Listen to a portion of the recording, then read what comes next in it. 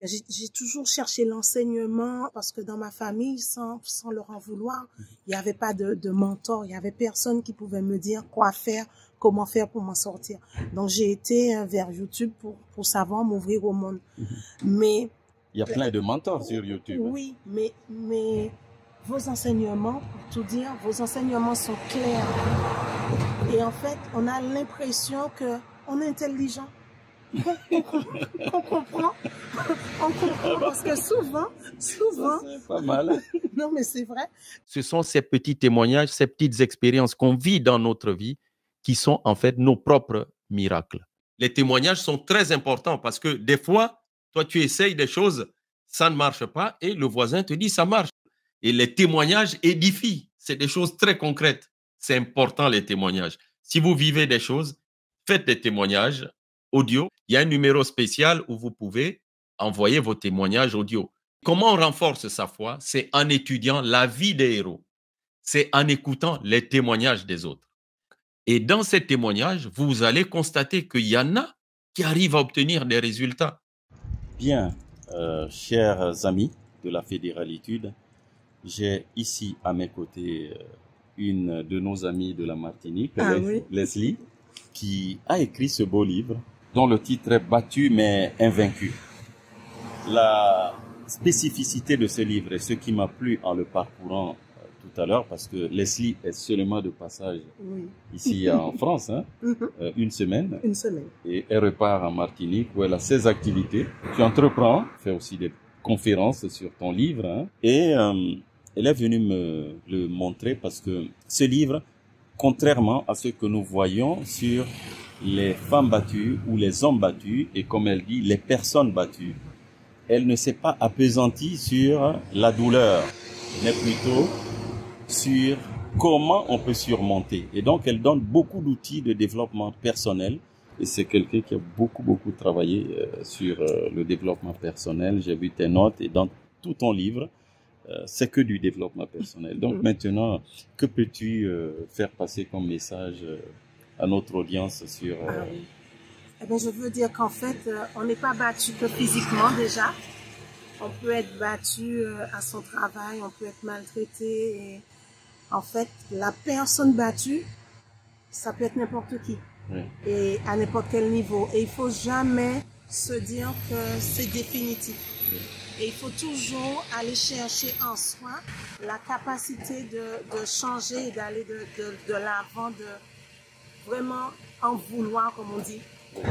En vouloir, et puis l'impossible est possible, on peut tout changer. On peut tout changer. Et moi, ça fait déjà 18 ans, j'ai pris beaucoup de temps avant d'écrire ce livre, 18 ans que j'ai subi des violences, et j'ai rien lâché, et j'invite vraiment chacun à rien lâcher, que ce soit un homme ou une femme, aller de l'avant et toujours se dire qu'on peut le faire et puis que l'impossible est possible. C'est vraiment ça. L'impossible est possible. L'impossible est possible. Et aujourd'hui, j'ai beaucoup de chance parce que je suis avec José Vert, que vous connaissez. J'ai sauté dans ses bras quasiment. J'étais trop contente parce que je suis toutes ses vidéos et je n'arrête pas d'apprendre. Je veux apprendre pour pouvoir m'en sortir. Merci José. Je t'en prie. Merci beaucoup, vraiment. Et ça se voit que tu es vraiment une apprenante. Tu as tes cahiers de notes, même en vacances. Tu crées tes anagrammes sur les différents enseignements de développement personnel et j'ai beaucoup apprécié. Et aussi, rien qu'à la dédicace de ton livre, on voit des grands noms là-dedans, comme Bob Proctor, un des mentors que j'aime beaucoup. Et donc, c'est bien la preuve que tu as fait beaucoup de travail sur toi. Et je pense que ce livre présente un autre intérêt, c'est que, comme tu me le disais tout à l'heure, il t'a permis, en quelque sorte, de penser les plaies pour toi-même, mais aussi avec les enfants qui étaient au milieu de... Ah oui. C'est sûr que quand on est battu, eh bien, tout le monde est impacté dans la famille. Et les plus proches encore davantage, les enfants, qu'on n'arrive pas à protéger, puisque soi-même on est victime. Et après, il faut tout recoller et puis faire au mieux, petit à petit. Mais ce que je voulais dire, c'est vrai que j'ai cité beaucoup de personnes au niveau de mes remerciements, parce que chacun, en fait, qui tend la main, c'est quelqu'un qui nous fait du bien, qu'on est comme un petit chat apeuré et puis qu'on souffre. Mais par-dessus tout, comme je dis, j'ai connu Josébert un peu trop tard. J'aurais peut-être écrit plus vite et j'aurais rebondi plus tôt.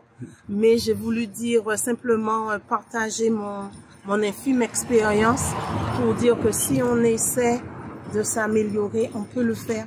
Et de ne jamais rien lâcher, comme je dis, de rien lâcher. Moi, j'ai 3 enfants, 24 ans, 21 ans et 17 ans. Et pendant tout ce temps-là, je continue encore avec eux et de se dire que vraiment, on peut y arriver. Il y a une expression qui revient souvent. Dès que tu m'as vu, c'est « je t'ai connu un peu trop tard ». Mais pourquoi trop tard? Qu'est-ce qui te le fait dire? Parce que c'est vrai que j'ai toujours cherché l'enseignement au niveau de YouTube parce que dans ma famille, sans leur en vouloir, il n'y avait pas de mentor, il n'y avait personne qui pouvait me dire quoi faire, comment faire pour m'en sortir.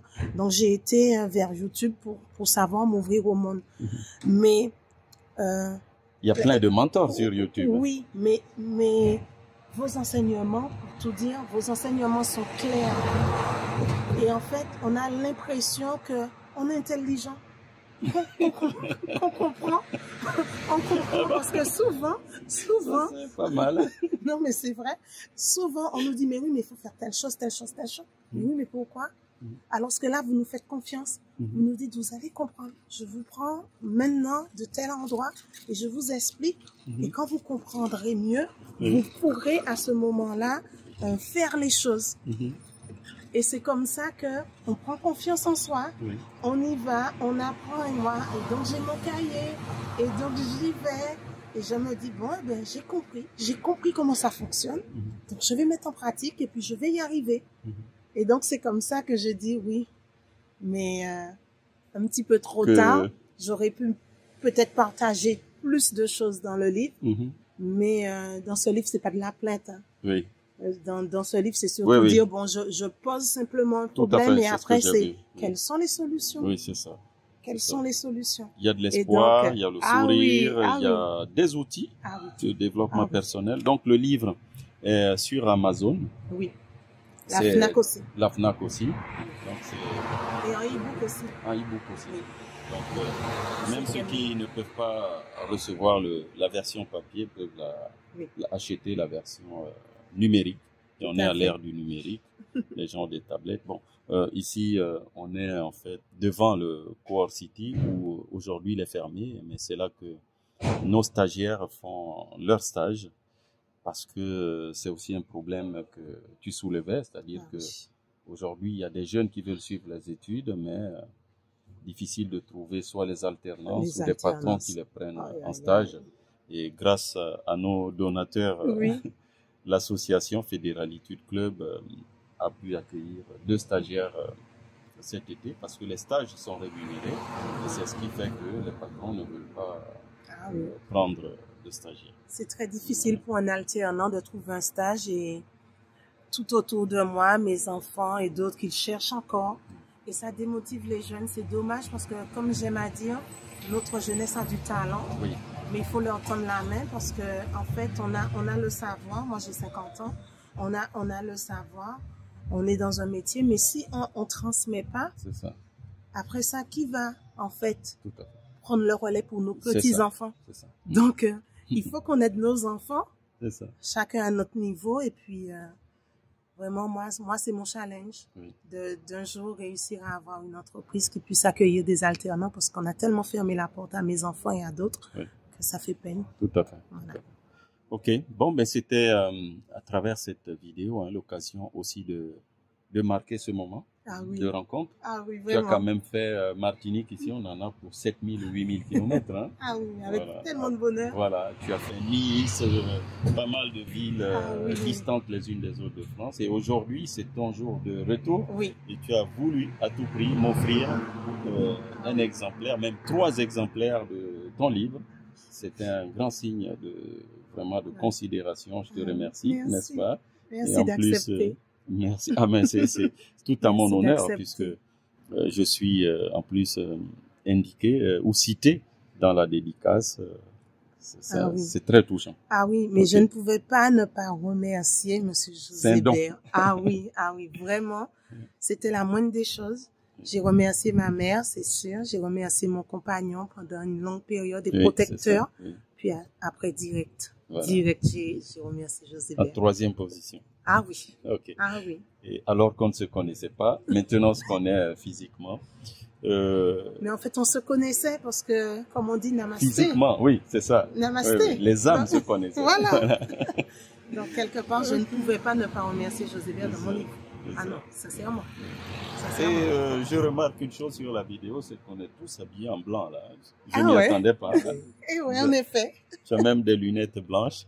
Et nous allons simplement souhaiter à tous nos autres amis qui auront pris le temps de regarder cette courte vidéo à surmonter les épreuves de la vie et à continuer à croître en faisant des livres, en devenant entrepreneur. Tu fais dans l'immobilier. Oui, je veux créer. Oui, j'ai des locations saisonnières à Ducos, à 5 minutes de l'aéroport en Martinique. Et, voilà. Merci beaucoup, José.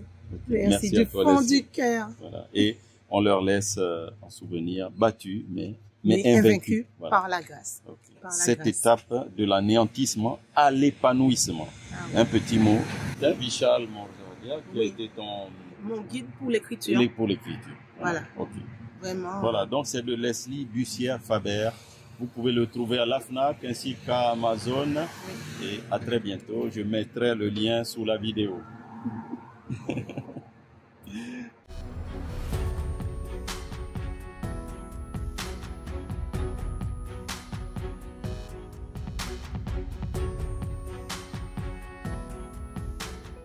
Ce sont ces petits témoignages, ces petites expériences qu'on vit dans notre vie qui sont en fait nos propres miracles. Comment on renforce sa foi? C'est en étudiant la vie des héros.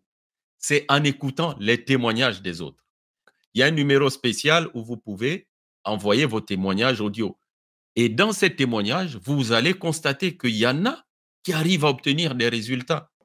Les témoignages sont très importants parce que des fois, toi, tu essayes des choses, ça ne marche pas et le voisin te dit ça marche.